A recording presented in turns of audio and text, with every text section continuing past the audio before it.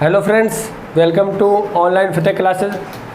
देखो, हमने पिछली वीडियो में संसद के बारे में पढ़ा था, उसके संसद के गठन के बारे में पढ़ा था। हमने पढ़ा था वो आर्टिकल 79 है और जो भाग आपका 5 है संविधान का भाग 5 और आर्टिकल आपका 79 से 122 तक था, वो किससे संबंधित था? संसद से संबंधित था। और उसी संसद से संबंधित हमने आर्टिकल 79 की बात कही थी और इस आर्टिकल 79 में मैंने आपको स्पष्ट रूप से ये बात बताई थी कि भारत के लिए एक संसद होगी। क्या होगी? संसद। और उसके जो ये बनेगी वो लोकसभा, राज्यसभा और राष्ट्रपति से मिलकर क्या होगी? एक संसद बनेगी। इसका मतलब जो संसद होंगे उसके 3 अंग होंगे, ठीक है? लोकसभा, राज्यसभा और राष्ट्रपति। और जो सदन होंगे वो कितने होंगे? सदन 2 होंगे, लोकसभा और राज्यसभा। उसके बाद हमने ये भी किया था जो राज्यसभा है उसके गठन की बात की थी, आर्टिकल 80 था आपका। उसके बाद हमने लोकसभा गठन की बात की थी, वो आर्टिकल 81 था। उसके सदस्यों की बात की थी, किस प्रकार राज्यों से आते हैं, संघ राज्यों से आते हैं और कितने सदस्य राष्ट्रपति द्वारा मनोनीत किए जाते हैं। जैसे मैंने आपको कहा था, लोकसभा में 2 सदस्य मनोनीत होते हैं, एंग्लो इंडियन से संबंधित होते हैं। राज्यसभा के अंदर 12 सदस्य मनोनीत होते हैं, वो कला, साहित्य, विज्ञान, समाज सेवा जो विशेषज्ञ होते हैं उनको राष्ट्रपति 12 सदस्य मनोनीत करता है। और मैंने आपको ये कहा था भी लोकसभा में अगर आपसे पूछे तो आंसर दोगे 2, राज्यसभा में पूछे तो आंसर दोगे 12 सदस्य मनोनीत। अगर आपसे प्रश्न ये आ जाए भी संसद में कितने सदस्य मनोनीत होते हैं, तो संसद का मतलब, इसका मतलब लोकसभा और राज्यसभा दोनों की बात हो रही है। लोकसभा, राज्यसभा दोनों की बात हो रही है, क्योंकि संसद के 2 सदन होते हैं, लोकसभा और राज्यसभा। तो लोकसभा की हम बात करें तो 2 सदस्य, राज्यसभा की 12, तो टोटल संसद में कितने? 14। ये आपको मैंने क्यों बताया? क्योंकि ऐसे प्रश्न आज एग्जाम में पूछे जाने लगे हैं, ठीक है? अभी जो ये BSTC का एग्जाम हुआ था उसमें भी कुछ क्वेश्चन ऐसे पूछे जाते हैं, यानी पूरे संसद की बात पूछी जाती है। और संसद में आपको पता है लोकसभा, राज्यसभा दोनों का मैटर आ रहा है, तो दोनों को जोड़कर लिखना है आपको, चाहे आपको निर्वाचित सदस्य पूछ ले, ठीक है? अब हम बात करते हैं आगे नेक्स्ट इसके बारे में। आगे हम बात करते हैं संसद के योग्यता के बारे में। भी संसद के पास क्या क्या योग्यता होनी चाहिए, संसद के योग्यता के बारे में। देखो, एक योग्यता तो आप परमानेंट देखते हो, आप चाहे राष्ट्रपति की बात करते हो, उपराष्ट्रपति की, यानी कोई भी पोस्ट की बात कर रहे हो आप, कोई भी पद की बात कर रहे हो, ठीक है? राष्ट्रपति, उपराष्ट्रपति, राज्यसभा, लोकसभा, किसी भी प्रकार की बात कर रहे हो आप, किसी का भी निर्वाचन की बात कर रहे हो आप, किसी की निर्वाचन की योग्यता पढ़ रहे हो आप, सुप्रीम कोर्ट, हाई कोर्ट, कैसा भी है चाहे, उसका पहली योग्यता तो सेम होती है, वह भारत का नागरिक होना चाहिए। भारत का नागरिक होना चाहिए। और इसके अंदर मैं आपको बता देता हूँ, जो योग्यता है वो आर्टिकल 84 के अंदर दी गई है। संसद के सदस्यों की योग्यता दी गई है, वो आर्टिकल 84 में दी गई है। पहले तो फिक्स होती है भारत का नागरिक होना चाहिए, ये तो फिक्स है, इसको तो आपको याद करने की आवश्यकता ही नहीं है। किसी भी पद की बात कर रहे हो आप, उसके अंदर पहली तो यही आती है भारत का नागरिक होना चाहिए, यानी वो उसको भारतीय होना चाहिए, वो तब जाके हम क्या कर सकते हैं, उसको वो एक संसद के सदस्य के रूप में निर्वाचित होने का अधिकार रखता है। दूसरी हम बात करें इसी संसद के योग्यता के बारे में, तो हम बात करूँ सिर्फ राज्यसभा की। और जो राज्यसभा है और लोकसभा है उनकी न्यूनतम आयु क्या होनी चाहिए? संसद के अंदर राज्यसभा, लोकसभा, उसकी सदस्यता लेने के लिए उस व्यक्ति की न्यूनतम आयु क्या होनी चाहिए? क्योंकि एक न्यूनतम आयु डिसाइड की गई है सबकी। तो राज्यसभा का सदस्य बनने के लिए 30 वर्ष की उम्र न्यूनतम होती है, यानी 30 वर्ष या 30 वर्ष से अधिक होना चाहिए। यानी 30 वर्ष का होने के बाद आप राज्यसभा का सदस्य के लिए निर्वाचित होने के अधिकारी हो जाते हो, ठीक है? इसका मतलब आप में योग्यता आ जाती है। अगर आप भारत के नागरिक हो, 30 वर्ष की उम्र हो चुकी है, तो आप क्या कर सकते हो, इसके निर्वाचन के योग्य हो जाते हो। हम बात करते हैं लोकसभा को, तो लोकसभा में जो न्यूनतम उम्र होती है वो 25 वर्ष होती है, यानी 25 वर्ष का व्यक्ति क्या कर सकता है, लोकसभा के निर्वाचन के लिए योग्य हो जाता है, उसका उम्मीदवार वो बन सकता है। हम बात करें, देखो अब इसके आधार पर मैं आपको बता देता हूँ। देखो, राष्ट्रपति होता है, राष्ट्रपति की न्यूनतम आयु होती है वो 35 वर्ष होती है, यानी 35 वर्ष या 35 वर्ष से अधिक वाला व्यक्ति क्या कर सकता है, राष्ट्रपति के योग्य हो सकता है अगर वो भारत का नागरिक हो तो। दूसरा, आपने राज्यसभा की तो बात की है, न्यूनतम आयु 30 वर्ष सदस्य की। लोकसभा न्यूनतम आयु 25 वर्ष सदस्य की आ गई। उसके बाद सरपंच के लिए हम बात करें, जो आप लोकल गवर्नमेंट भी आप पढ़ोगे तो उसके लिए होती है 21 वर्ष निर्वाचन के लिए। उसके बाद हम बात करते हैं वयस्क मताधिकार। वयस्क मताधिकार और वयस्क मताधिकार की जो न्यूनतम आयु होती है वो 18 वर्ष की होती है, और इसके बारे में आपको बता चुका हूँ। ये 18 वर्ष का व्यक्ति पहले 21 वर्ष थी मूल संविधान में, और 61 में संविधान संशोधन 1988 के द्वारा इसको 21 से घटाकर 18 कर दी गई है। इसका मतलब वर्तमान में जो वयस्क माना जाएगा जो 18 वर्ष का हो चुका है, और उसको मत देने का अधिकार प्राप्त हो जाएगा। तो योग्यता की बात कर रहे थे, आर्टिकल 84 में लिखी गई है भाग 5 में, वह भारत का नागरिक होना चाहिए। राज्यसभा के लिए न्यूनतम आयु 30 वर्ष होती है, और लोकसभा के लिए जो सदस्य न्यूनतम आयु होती है वो 25 वर्ष होती है। उसके बाद हम योग्यता की बात करें, वो तो संसद क्या गए समय समय पर उसको डिसाइड करती रहती है क्या योग्यता होनी चाहिए। उसके बाद आप ये कह सकते हो दिवालिया नहीं होना चाहिए, विकृत चित्त का नहीं होना चाहिए वो, ठीक है, मानसिक रूप से संतुलित होना चाहिए। उसके बाद वो कोई आपराधिक प्रवृत्ति वगैरह वो तो है ही है, वो तो सेम चलती है, वो तो सभी के लिए बराबर है। उसके बाद हम बात करते हैं इसके अंदर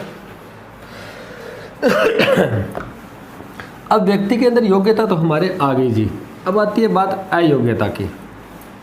तो उसमें क्या नहीं होना चाहिए। योग्यता तो भारत का नागरिक होना चाहिए, उम्र वगैरह आ गई उसकी।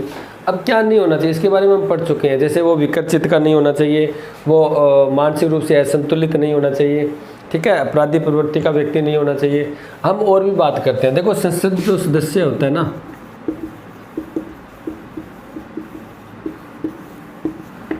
मैं बात करता हूँ उससे पहले संसद का सदस्य होता है, हम बात करते हैं 1985 से बात, एक हम टाइम ले लेते हैं 1985 का हम एक टाइम ले लेते हैं, ठीक है।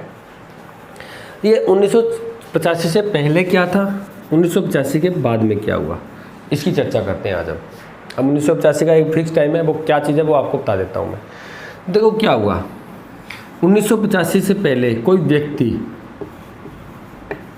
वो क्या करता था, किसी राजनीतिक दल की टिकट लेता था और उस टिकट के द्वारा जीत जाता था, और जीतने के बाद वो विजयी होने के बाद क्या करता था,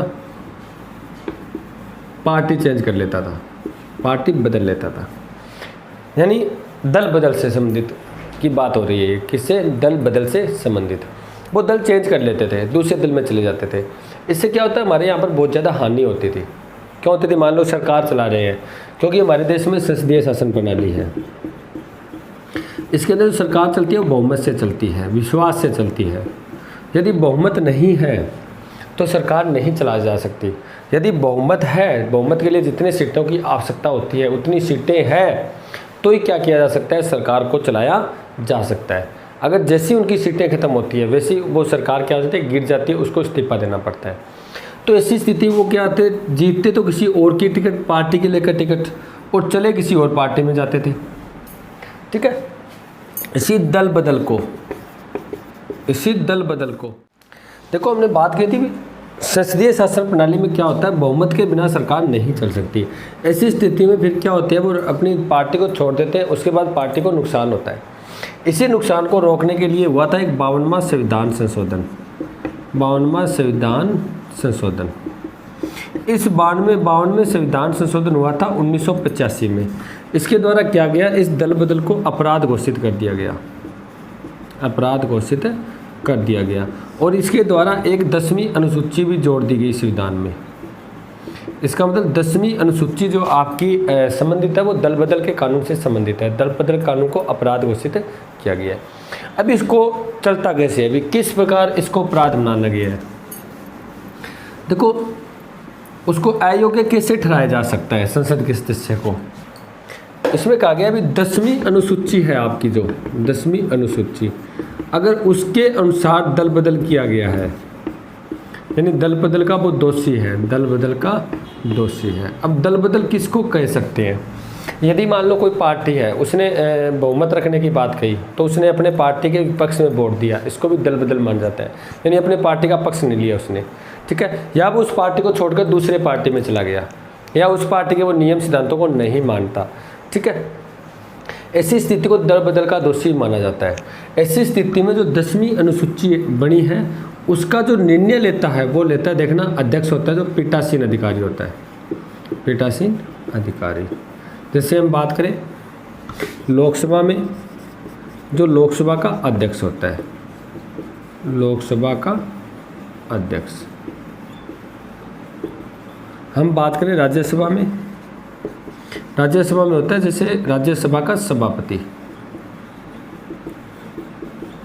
ये वो लोग होते हैं जो क्या करते हैं, इस दल बदल से संबंधित उस व्यक्ति को अयोग्य करार देते हैं। क्या देते हैं? अयोग्य करार देते हैं। इसका मतलब ये क्या कर सकते हैं, उस सदस्य का जिसने दल बदल का उल्लंघन किया है, या दल बदल किया है जिसने, उस नियम का, सिद्धांत का उल्लंघन किया, 10वीं अनुसूची का उल्लंघन किया है, ऐसी स्थिति में उसको क्या किया जाता है, संसद की सदस्यता से अयोग्य बना दिया जाता है, कि सदस्यता उससे छीन ली जाती है। और ये निर्णयकर्ता कौन है? पीठासीन अधिकारी करता है। जैसे लोकसभा में अगर ऐसा होता है तो लोकसभा का अध्यक्ष करेगा, अगर राज्यसभा में ऐसा होता है तो राज्यसभा का जो सभापति होता है, जो अध्यक्ष के रूप में काम करता है, वही करेगा। आपको पता है राज्यसभा में जो सभापति होता है वो पदेन सभापति होता है, उपराष्ट्रपति होता है, वो उसका सदस्य नहीं होता राज्यसभा का। ठीक है, इसको अयोग्य करार दिया जाएगा। और ये और है, साथ में उसको आगे वर्तमान में मंत्री पद से बिल्कुल अयोग्य बना दिया जाएगा, भी उसको कभी मंत्री पद नहीं मिलेगा।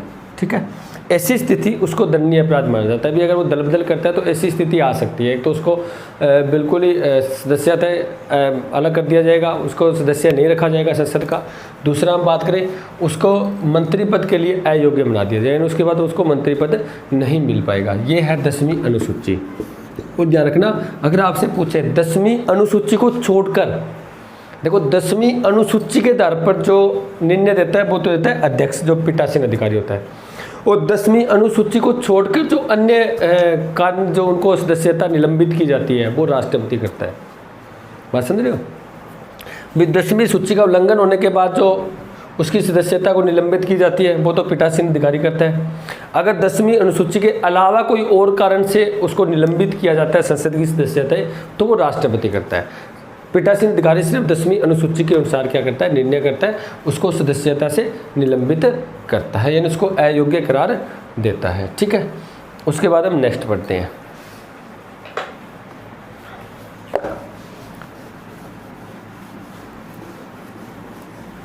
हम बात करते हैं शपथ की, प्रतिज्ञान की।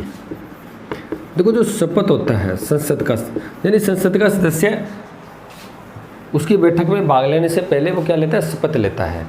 ठीक है, अगर वो ऐसा नहीं करता, बगैर शपथ के बैठक में भाग ले रहा है, तो उसको क्या, उस पर जुर्माना लगाया जाता है। तो संसद की जो शपथ होती है वो कौन दिलाता है? सदस्यों को राष्ट्रपति। सदस्यों को शपथ कौन दिलाता है? राष्ट्रपति, या राष्ट्रपति का कोई अधिकारी। देखो या तो राष्ट्रपति खुद दिलाएगा, या राष्ट्रपति खुद नहीं पहुंच पा रहा तो जो राष्ट्रपति ने जिस अधिकारी को शपथ के लिए नियुक्त किया है वो अधिकारी क्या करेगा, उन व्यक्तियों को, उन सदस्यों को शपथ दिलाई जाती है। ठीक है, उसके बाद जो आपका नेक्स्ट टॉपिक आता है वो आता है संसद के सत्र।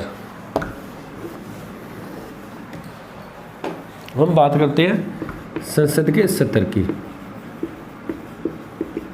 देखो संसद के सत्र होते हैं वो 3 होते हैं वर्तमान में। कौन कौन सा? एक तो होता है बजट सत्र, जो आपका होता है फरवरी से लेकर मई तक। उसके बाद होता है आपका मानसून सत्र, जुलाई से सितंबर। उसके बाद होता है आपका लास्ट शीतकालीन सत्र, जो होता है आपका नवंबर और दिसंबर से मध्य। देखो ये सत्र होते हैं ना, ये सत्र के द्वारा क्या होता है, एक संसद क्या, एक बहस का मंच है, एक मंच है, एक वाद विवाद का मंच है। कोई भी कानून सिद्धांत के ऊपर पहले वहाँ पर वाद विवाद होती है, उस पर बहस होती है, उसके बाद उसको क्या किया जाता है, आगे लागू किया जाता है, यानी आगे उसको मतदान के बाद निर्णय लिया जाता है, उसको पास किया जाता है। तो इसीलिए जब भी कोई कानून बनाना होता है ना वो सत्र में बनता है। जब भी कोई कार्य करना होता है संसद को तो इसलिए उसकी सत्र की आवश्यकता पड़ती है। अब यहाँ पर मैं बात करता हूँ, जो सत्र है वो आपका आर्टिकल 85 के अंदर है, यानी आर्टिकल 85 के तहत जो सत्र को आहूत करता है, बात आती है सत्र को आहूत करना। ये शब्द ध्यान रखना। आहूत करना होता है सत्र को बुलाना। आहूत करना क्या होता है? सत्र को बुलाना। यानी सत्र को बुलाता कौन है? सत्र को बुलाने का अधिकार है राष्ट्रपति के पास। सत्र को बुलाने का अधिकार किसके पास है? राष्ट्रपति। इसका मतलब सत्र को आहूत कौन करता है? राष्ट्रपति करता है। उसके बाद हम बात करें सत्रावसान। सत्रावसान इसका अर्थ होता है अवसान। अवसान माने सत्र को खत्म करना। इसका मतलब सत्रावसान कौन करता है? सत्र को खत्म कौन करता है? इसके अंदर भी आप आंसर दोगे राष्ट्रपति। ठीक है, सत्र को आहूत बुलाते हैं, बुलाता है, आहूत करता है, राष्ट्रपति करता है। सत्र को समाप्त भी कौन करता है? राष्ट्रपति करता है। ठीक है, ये होते हैं सत्र। और ध्यान रखना, दो सत्रों के मध्य 6 माह का अंतर नहीं हो सकता। 6 माह का अंतर नहीं हो सकता।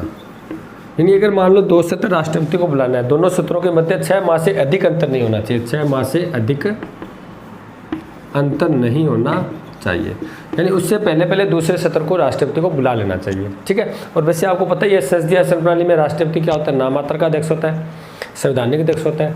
प्रधानमंत्री जो मंत्री सिद्ध होती है वो वास्तविक अध्यक्ष होता है। इसका मतलब आर्टिकल 74 ये कहता है कि राष्ट्रपति जो कार्य करेगा वो मंत्री सिद्ध और प्रधानमंत्री की सलाह पर करेगा। तो इसका मतलब इसकी मेन शक्ति तो प्रधानमंत्री के पास हुई, मंत्रिमंडल के पास हुई, जो क्या करती है? सत्र को बुलाने के लिए राष्ट्रपति को कहती है, राष्ट्रपति उसको आहूत कर लेता है। समाप्त करने के लिए राष्ट्रपति को सलाह देती है, राष्ट्रपति उसको समाप्त कर लेता है। तो यहाँ पर आपको ये नहीं देखना, आपको तो ये देखना है भी आहूत अगर आ जाए तो राष्ट्रपति, अवसान आ जाए तो राष्ट्रपति। अब इसके अंदर थोड़ा मैं आपको अंतर बता देता हूँ।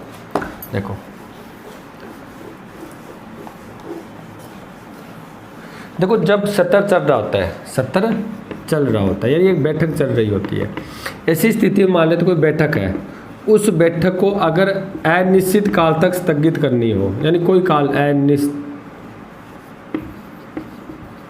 अनिश्चित काल तक क्या करना हो? उसको स्थगित करना हो, यानी उस बैठक को स्थगित करने का अधिकार है वो है किसका? अध्यक्ष का।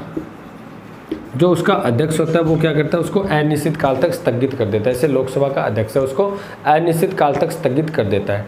और स्थगित करने का काल, यानी उस बैठक को स्थगित करने का अधिकार वो तो है अध्यक्ष को, लेकिन उस सत्र को समाप्त करने का अधिकार ये किसको है? राष्ट्रपति को।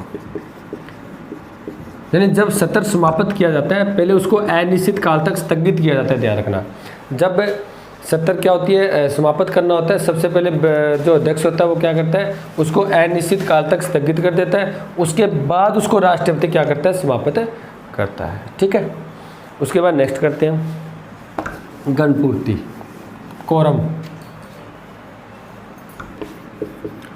हम बात करते हैं गणपूर्ति की। जो कोरम होता है वो क्या होता है? देखो सबसे पहले बात गणपूर्ति, यानी सबसे पहले इसके बारे में पढ़ो आप। इसका क्या होता है? इसका ये होता है भी एक बैठक को चलाने के लिए, यानी बैठक को चलाने के लिए न्यूनतम सदस्य संख्या क्या होती है? गणपूर्ति होती है। यदि उतनी सदस्य संख्या नहीं मिलती, अगर उतनी सदस्य संख्या नहीं मिल पाती तो वो बैठक स्थगित कर दी जाती है, यानी वो बैठक नहीं चल पाती। क्योंकि जब तक उतनी सदस्य संख्या उसमें आएंगे तभी जाके वो बैठक में निर्णय लेंगे। जैसे मान लो आज हमें 10 सदस्य चाहिए बैठक चलाने के लिए, अगर एक ही सदस्य उसमें नहीं आया तो बैठक नहीं होती, बल्कि आगे क्या कर दी जाती है? उसको लंबे टाइम के बाद स्थगित कर दी जाती है। तो बैठक को चलाने के लिए न्यूनतम सदस्य संख्या होती है वही गणपूर्ति या कोरम होती है। जैसे हम एग्जाम्पल लें, हमारे यहाँ पर जो गणपूर्ति रखा गया वो 10वां भाग रखा गया। क्या रखा गया? 10वां भाग, 1/10। जैसे मैं बात करूं लोकसभा की, अगर मैं बैठक चलानी है, लोकसभा की बैठक, तो आप देख लो लोकसभा के सदस्य कितने होते हैं? आप हमने बात की थी 550 होते हैं लगभग, है ना? 550 निर्वाचित होते हैं, 2 वो होते हैं जो मनोनीत होते हैं, अधिकतम हो सकते हैं। इसका 10वां भाग देख लो कितना हुआ? 55। यानी लोकसभा की एक बैठक चलाने के लिए 55 सदस्य अनिवार्य होते हैं। अगर 55 सदस्य उसके अंदर नहीं आए उस बैठक में तो बैठक स्थगित कर दी जाती है, उसको आगे बढ़ा दिया, अनिश्चित काल तक स्थगित कर दी जाती है। ये गणपूर्ति है, ये लोकसभा की गणपूर्ति है। उसके बाद मैं बात करूँ राज्यसभा की। राज्यसभा में अधिकतम 250 होते हैं ना, 250 सदस्य हो सकते हैं। उसका 10वें भाग में देख लो, 10वां भाग क्या हुआ 25। इसका मतलब राज्यसभा की अगर हमें कोई बैठक शुरू करनी है, उसमें कोई निर्णय लेना है, उसकी बैठक पूरी करनी है, तो उसके अंदर 25 सदस्य होने ही होने चाहिए। अगर 25 से एक ही कम सदस्य हुआ तो वो बैठक क्या हो जाती है, स्थगित हो जाती है, उसको आगे के लिए बढ़ा दिया जाता है। तो राज्यसभा की गणपूर्ति कितनी है 25। आप ध्यान रखना, आप किसी से पूछे, विधानसभा की पूछे, आपको तो 1/10 भाग ही देखना है, अपने विधानसभा ही देख लो। विधानसभा है राजस्थान के अंदर, विधानसभा के अंदर कितनी 200 MLA है, इसका 10वां भाग देख लो, यानी 20 व्यक्ति। ये गणपूर्तियाँ होती है, क्या होती है गणपूर्तियाँ। तो राज्यसभा अगर आपसे पूछे राज्यसभा में बैठक चलाने के लिए न्यूनतम सदस्य कितनी होनी चाहिए 25। उसने गणपूर्ति का नाम ही नहीं लिया, उसने सीधा प्रश्न पूछ लिया आपसे कि राज्यसभा की बैठक चलाने के लिए कितने सदस्यों की आवश्यकता होती है। इसका मतलब वो गणपूर्ति को पूछ रहा है। कितना आंसर दोगे 25। यदि आपसे पूछे लोकसभा की बैठक चलाने के लिए, संचालित करने के लिए कितने सदस्यों की आवश्यकता होती है, इसका मतलब वो गणपूर्ति को पूछ रहा है आपसे, तो कितना होता है 55। क्योंकि आपको तो यही ध्यान रखना है 10वां भाग होता है, जितने उस सदन की उस संस्था की सदस्य संख्या होती है उसका 10वां भाग होता है, वही गणपूर्ति होता है। इसका मतलब इसके बिना बैठक नहीं चल सकती। जब गणपूर्ति होगी तभी जाके बैठक चलेगी। अगर गणपूर्ति से एक ही व्यक्ति कम हो जाता है, मान लेते हैं 54 ही व्यक्ति आ जाते हैं, तो ऐसी स्थिति में कोई निर्णय नहीं लिया जाता, उसकी बैठक ही नहीं चल पाती, बल्कि उसको क्या कर देते हैं, आगे स्थगित कर देते हैं। ठीक है डियर फ्रेंड्स, आज हमने संसद के बारे में जो रहा था वो हमने पढ़ लिया। उसके बाद नेक्स्ट क्लास में नेक्स्ट वीडियो में मिलते हैं। Thank you.